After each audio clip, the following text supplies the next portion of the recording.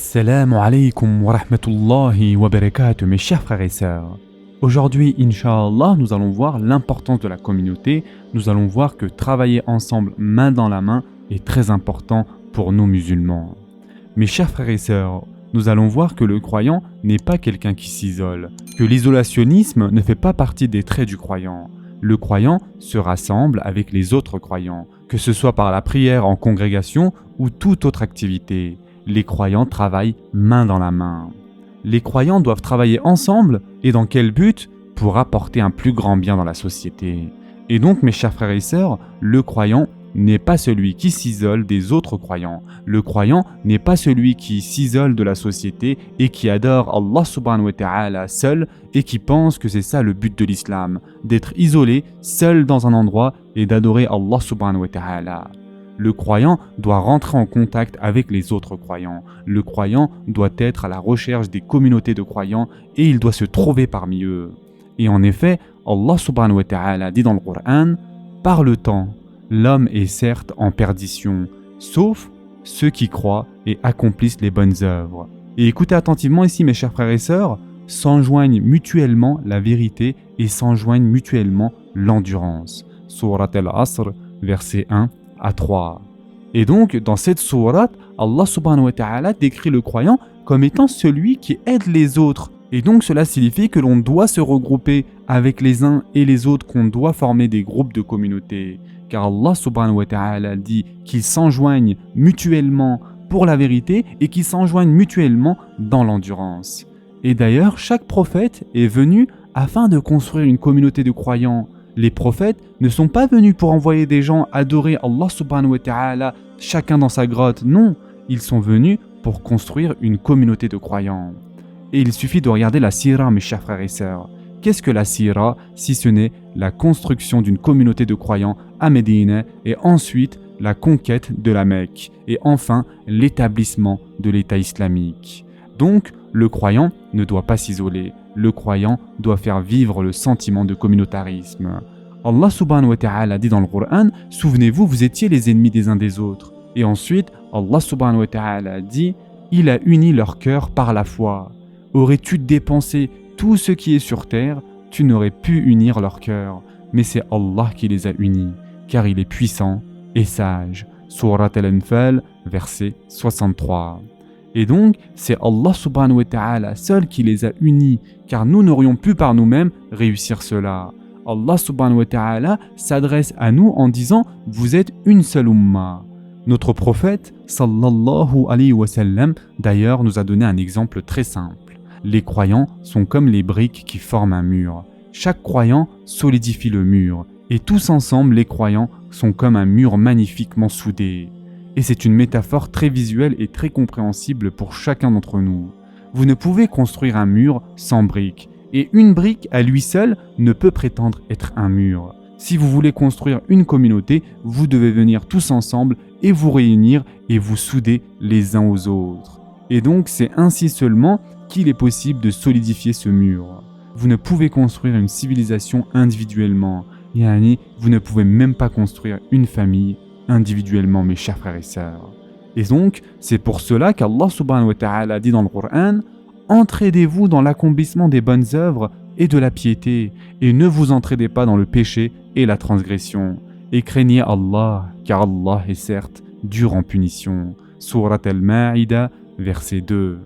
L'islam n'est pas une religion individuelle, mes chers frères et sœurs. Notre sharia n'est pas une sharia solitaire. Nous ne devons pas nous isoler et adorer Allah subhanahu wa ta'ala et penser que c'est ça la bonne chose à faire. Non, il faut trouver une communauté et rester avec cette communauté. Notre prophète, sallallahu alayhi wa sallam, a dit « Le loup attaque le mouton solitaire. Lorsque les moutons sont tous ensemble, le loup réfléchit à 2 fois. » Lorsque nous sommes par nous-mêmes, mes chers frères et sœurs, et que nous sommes isolés, sachez que notre iman va baisser. L'iman de nos enfants va être affecté par cela. Et honnêtement, mes chers frères et sœurs, nous ne pouvons nous permettre d'être des isolationnistes. Nous devons trouver une communauté, mais pas seulement, nous devons faire partie de cette communauté et être un membre de cette communauté. Et vraiment, mes chers frères et sœurs, surtout en Occident, aucune famille ne peut se permettre d'être isolée. Nos enfants ont besoin de voir cette communauté de musulmans. Nos enfants ont besoin de voir qu'ils ne sont pas seuls. Imaginez la première génération d'immigrés, mes chers frères et sœurs, ils n'avaient rien du tout. Pas de mosquée, pas de communauté, ils étaient tous isolés. Peut-être qu'ils formaient des groupes de 5 personnes pour prier et ensuite, ils ont tout fait pour construire quelque chose pour leurs enfants. Et donc, à nous de faire en sorte que nos enfants sachent qu'ils ne sont pas tout seuls, que nous sommes tous une seule umma. Nos enfants doivent se sentir attachés à une communauté parce que la baraka arrive avec la communauté. Et ceci fait partie de notre sharia, mes chers frères et sœurs. Et donc, une des caractéristiques du croyant est que le croyant cherche un groupe de communauté qui cherche à atteindre un plus grand but aux yeux d'Allah Azza wa Jal. Et donc, se porter volontaire et faire quelque chose pour le bien de tous doit faire partie de la vie de chaque croyant. Mes chers frères et sœurs, trouvez des gens qui partagent les mêmes passions, les mêmes hobbies que vous. Et ensuite, pour Allah subhanahu wa ta'ala, rassemblez-vous et travaillez ensemble afin d'apporter un plus grand bien. Lorsque l'on se rassemble, notre force ne peut qu'augmenter, tandis que nos faiblesses ne peuvent que disparaître. On a tous des qualités et des défauts. Certains sont forts en informatique, d'autres au commerce, d'autres dans le bâtiment et d'autres encore dans la restauration. Mais si toutes ces personnes se rassemblent et décident de coopérer ensemble, qu'est-ce qu'il va se passer ? Nous allons pouvoir fermer nos faiblesses et agir de la meilleure des manières possibles. Et c'est vraiment là le but, c'est d'agir tous ensemble. Nous avons besoin de faire revivre notre Ummah et nous avons besoin de tous nous réunir pour cela. Même si nous n'avons pas la même vision des choses, et que l'entente peut parfois être difficile, c'est vrai, nous devons mettre de côté nos différends pour le plus grand bien de la communauté. Parmi les bénéfices de former une communauté, cela permet d'avoir des liens d'amitié et de créer des liens d'amitié, mes chers frères et sœurs. Nous commençons à aimer les gens pour l'amour d'Allah subhanahu wa ta'ala. On va commencer à aimer des gens pour Allah subhanahu wa ta'ala. Parmi les autres bénéfices, mes chers frères et sœurs, nous apprendrons à comment réagir avec les uns et les autres. Et il y aura toujours des difficultés, mais il suffit de se rappeler de ce hadith du prophète sallallahu alayhi wa sallam dans lequel il a dit « Le mu'min qui interagit avec les autres croyants et qui reste patient lorsque l'on l'irrite, car soyons honnêtes ici, lorsque l'on se porte volontaire, il y aura toujours des gens qui vont parler et dire des choses qui vont vous déplaire.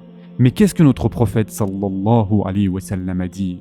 Le croyant qui interagit avec les autres croyants et qui reste patient aux différentes irritations qui peuvent provenir des autres personnes, ce croyant est mieux et encore plus aimé d'Allah Azza wa Jal que le croyant qui ne se mélange pas aux autres. Ainsi, souvenez-vous tous de cela, mes chers frères et sœurs. Et enfin, pour terminer, répétons le verset de la sourate Al-Ma'ida.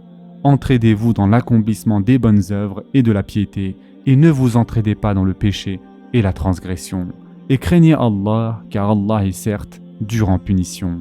Sourate Al-Ma'ida, verset 2. Qu'Allah subhanahu wa ta'ala nous permette à tous de faire partie de ceux qui ont le cœur uni dans le bien, mes chers frères et sœurs. Ce sera tout pour aujourd'hui. Je vous souhaite dès maintenant un bon iftar. En attendant, prenez soin de vous, mes chers frères et sœurs, et à très prochainement, Inch'Allah.